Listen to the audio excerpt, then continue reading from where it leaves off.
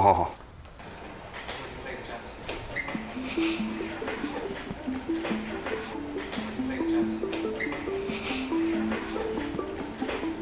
我来推。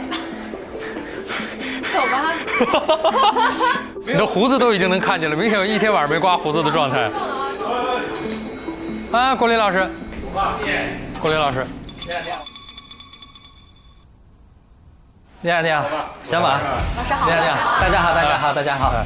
我们到那边，给您到小会议室那边改稿子。好嘞。反正您看您跟哪组？你好。老师好。哪组有什么要交流的、想问的，到时候您就随时喊他们，好的，把他们叫过来。好的。稿子都完成了是吧？稿子都完成了，对。你看看这算不算完成吧？行，我先看看。您先看一下，反正纸质版的也有，您就在电脑上改好了。反正顺序您看先开哪个都可以。字号还可以，可以。您先看哪个稿子？就按打开的顺序吧。我先看浏览一遍啊。好。鸡叫扰民非小事儿，暗藏交易与盲区。标题还是很新闻的。我感觉顺序应该不会给我们大改，我觉得要改的话就是改其中的一些。改细节。哎，糟了。现在我觉得老师应该会改挺多的。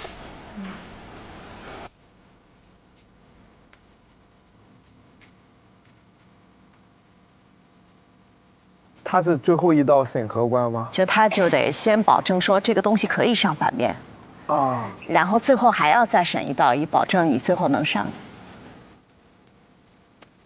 这个确实问题比较大，这完全掉了个个儿，后面还能扭回来吗？哦，哪一种？谁的新闻稿？又让我们猜。哎呀，这个问题也比较大。哦呦，他的表达方式选择上，他不应该选择这样的一个表达方式啊。他们都是实况偏多。你们稍等，但这个基本上改不出来这个。他这个其实应该是用类似于小纪录片的跟拍方式。王玉的那个吗？小纪录片。小纪录片的跟拍王玉的吧？感觉。王玉的那个小纪录片，不像新闻，确实，因为它有结构也非常好。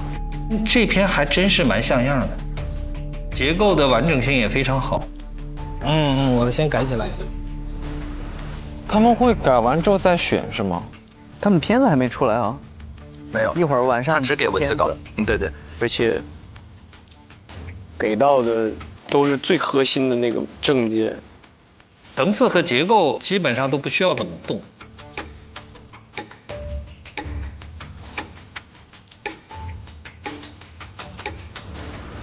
我把这个要往什么方向去改，我跟他们说一下好。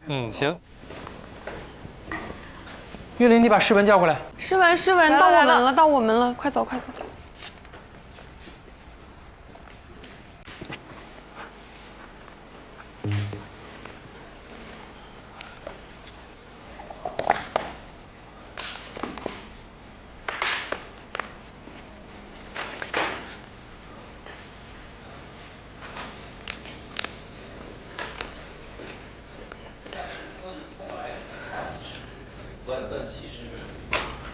自我介绍一下，三横王，国家的国，双木林，我是王国林。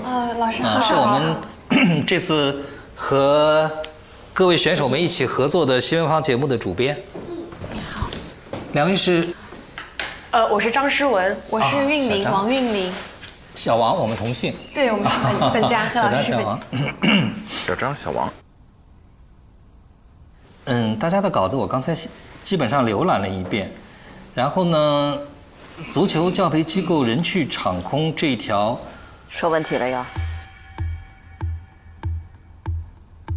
这篇稿子难度是在于说，它通常在我看来需要有一个相当成熟的调查记者才有可能 hold 得住的选题。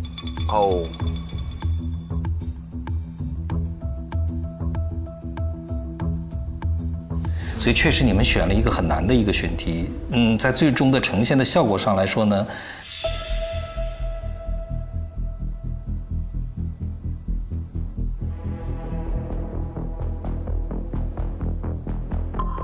确实也不是最好。郭宁老师还是一针见血啊，真的。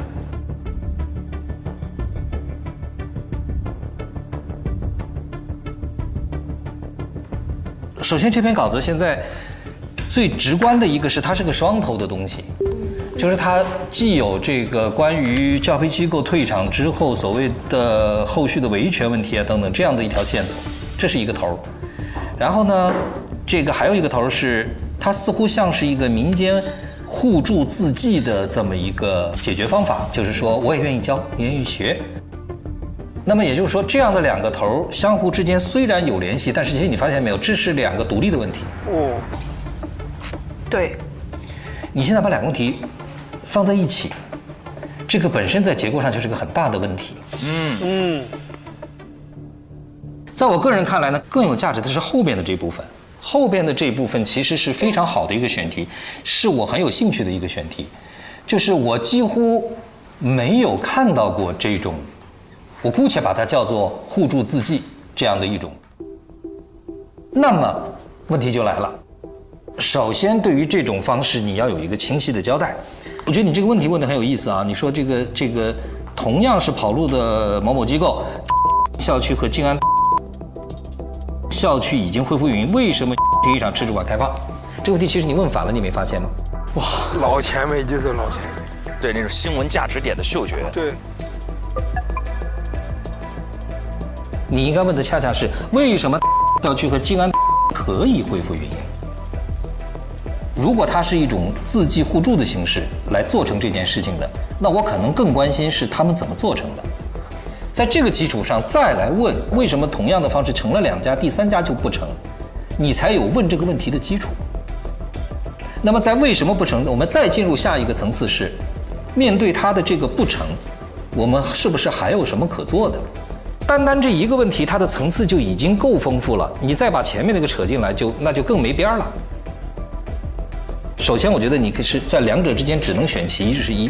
第二的话就是选其一之后的层次要把它理清楚。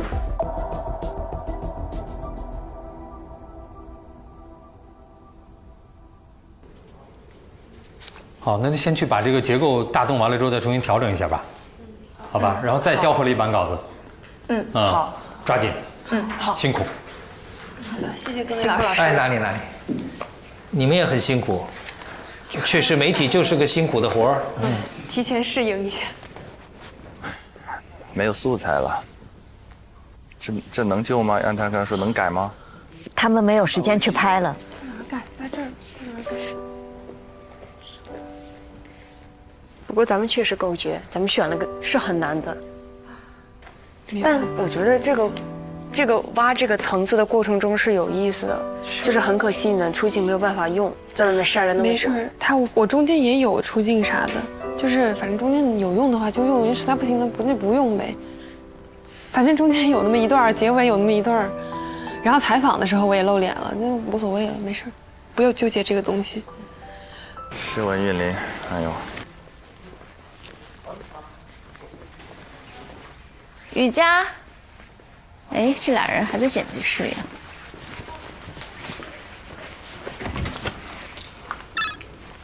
老师给你们改稿子。这俩人熬2个大夜了。对，打起精神，干，加油！我觉得待会儿改完之后啊，那个可以眯一会儿再开始剪，但是就怕一眯醒不来。昏迷了。走吧。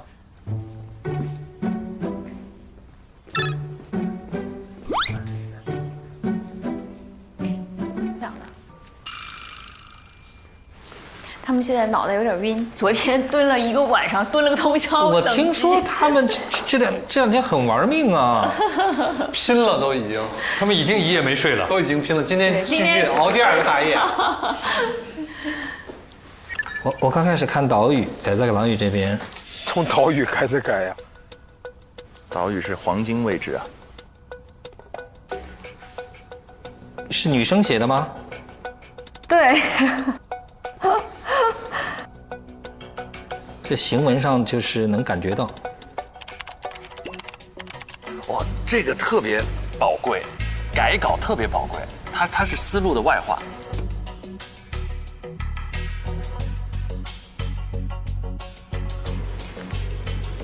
先给你们宽宽心。老师说这个可以直接改，相对来说基础还可以，所以老师就直接改了。游戏，哇，你在这个岛屿里边使用了很多相对比较感性的表达，此起彼伏的啼鸣，划破寂静的夜空等等，我给你保留了。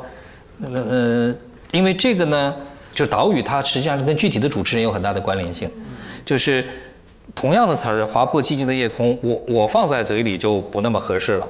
这还要看人，所以我姑且都给它保留。因为这个，而且我们刚才说到，就是岛屿呢，因为它是主持人的口语表达，它比我们的正文部分其实是更随意一点，更加允许你有一些更加多元化的一些表达。那个执法人员的2段采访，我做了一个大幅的删减。城管只管门外，市监只管门内，就 OK 了。OK。你的这个现场守候是全片的亮点。这确实是一个记者最应该做的事情。记者其实可以用一句话概括：代替观众的眼睛出现在现场。好了，这篇暂时就这样吧，也谢谢你们，都辛苦了。谢谢。我去叫下一组。小改动。哎呦，来，这个我们先选一下吧。我觉得这一组大有希望。这个，而且他们的素材那么丰富，还能剪错到哪儿呢？大幅删减是好删的，加才难。第一组就这个问题，他们加不了了，去不了，没有新闻现场了。我稿子给你俩啊。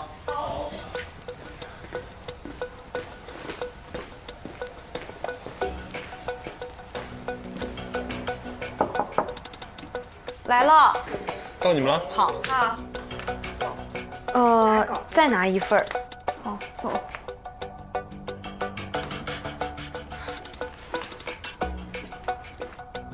我看你们俩很精神。我们抓紧，我已经快不精神了。自我介绍一下，我是王国林，三横王，国家的国，少木林。2位是？王主编你好，我是杨文蔚，然后小杨，我叫庞征。对。小杨、小庞，你们好。你们的这篇高龄电梯的稿子，这种肯定是好的。最好。是我目前看下来，在结构的完整性和流畅各方面来讲，以及最后落点等等方面综合评判，我觉得是完成度最好的。完成度最好的一篇。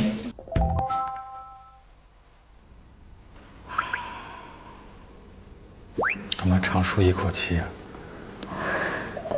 他们的完成度，它确实可以长舒一口气。谢谢老师。我刚才跟陈婷在说，我说如果要是需要赶稿子很急的情况下，我只要在几个关键点上稍微动一下，其他东西哪怕我不改，问题也不是最大的。就是它没有原则性的问题了。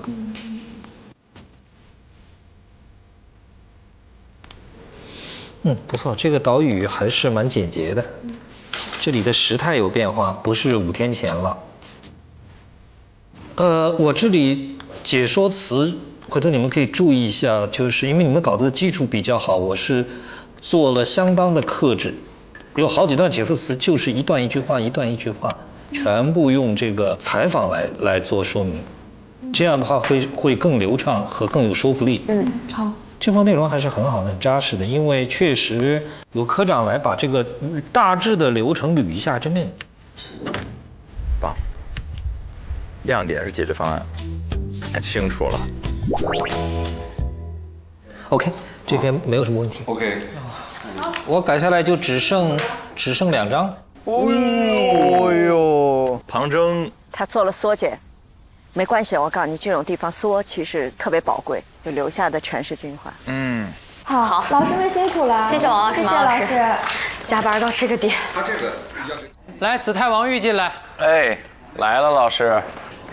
坐，你们俩坐。哟，2个都是男生。对，这组2个都是男生。你好，你好，王老师您好。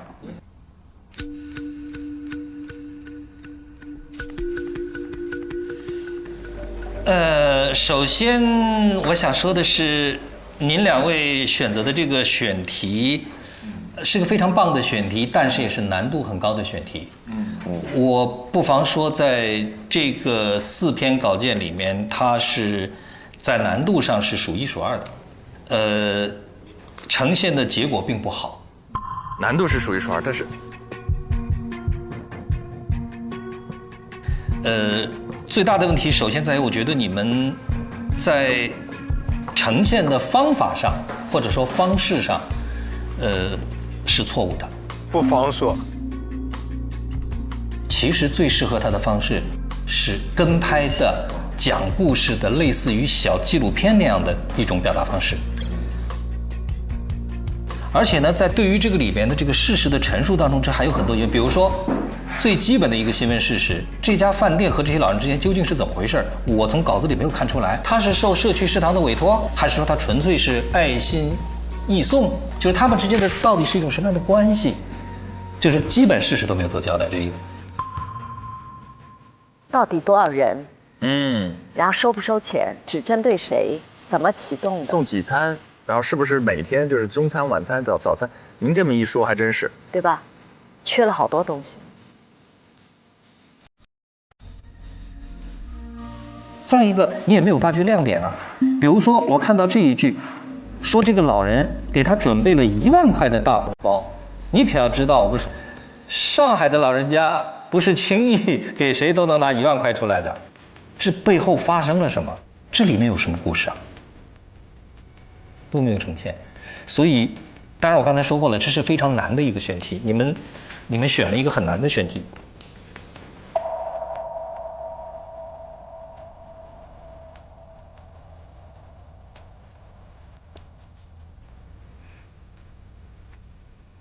那我这样，我给你一个这样的建议吧，不拘那个篇幅的长短，你有没有可能剪成一个小视频呢？试试看，或者，我们也把它自由一点，我们不把它定义为一个严格意义上的小视频，就是你觉得需要加点旁白你就加，你觉得不需要纯粹就用那个实况来剪辑来组接也 OK。行，那2位抓紧时间。好，谢谢老师。我们还去一下大会议室吧。又碎了，又碎了，又碎了，哥，姿态又碎。宇哥，你说，你真听懂了吗？刚老师说那些，我听懂了。我尝试做一个专题片吧。老师不是建议做短视频吗？我这短视频更可行一点啊。我们先剪短视频吧。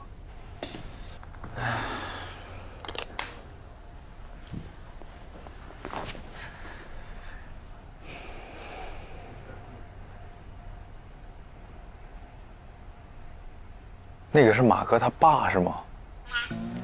姓儿都不一样。他总说我爸，欧爸爸。国林欧巴在帮你争取落实。国林欧巴就觉得就是你完全可以依照自己的想法来。哦，欧巴。国林欧巴，国林欧巴，他听的是国林我爸，你这空耳空的，跟智胜的那个空耳简直是有的一拼的。你给我翻译一下，刚刚国林老师说的是他说的是啥意思？翻译，是这样，就是他觉得这个内容我们不应该做新闻报道，应该做一个专题片，就是记录这些老人们的一天，他们怎么反应，他们去怎么接受。内容方面，他觉得我们哪里说这个，就是他混乱的点就在于这个内容，它不是一个通过新闻的形式来体现温情的一个方式。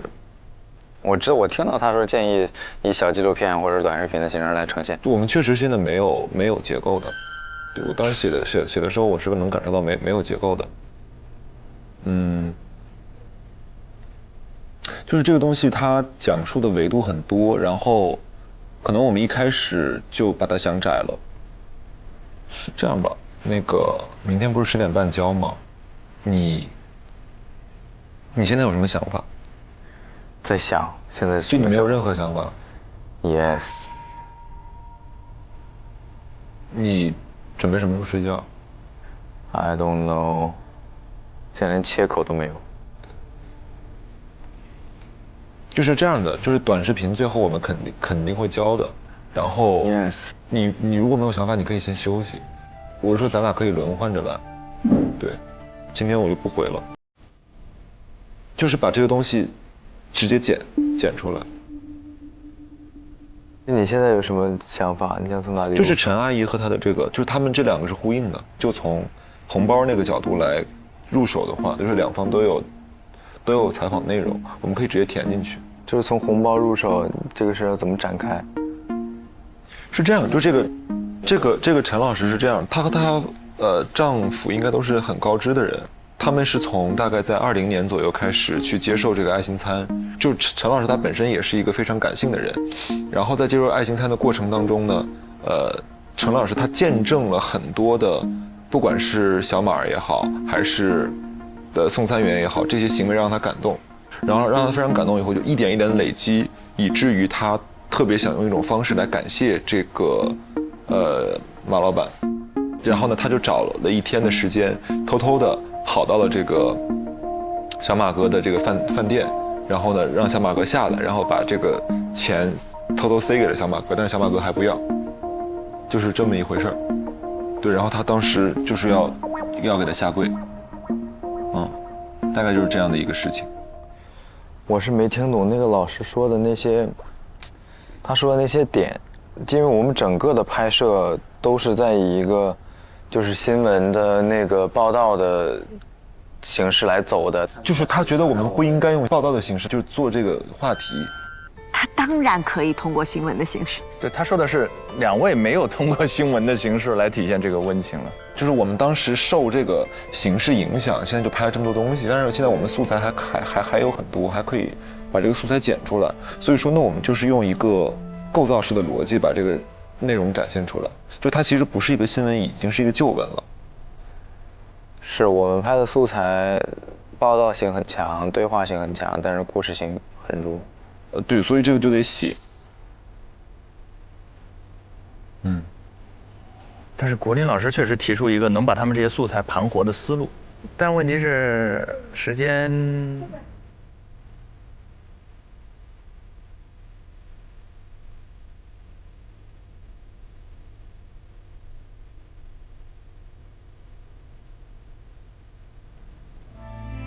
我们可以交俩吗？可以交2个短视频吗？他俩人要做2个片子啊，做。你能想到短视频的剪辑吗？我觉得2个人未必能搞出一个像样的东西，不妨做2个。你按你的思路来做一个，可以。我按我的思路来做一个，可以。这样大家可以搏一搏。可以。OK。What？ 我把他们的采访同步给你，我直接给你盘吧。可以，那给我盘也可以。上 NKO。2个思路做2个片子，反正你小屏嘛，都可以咯。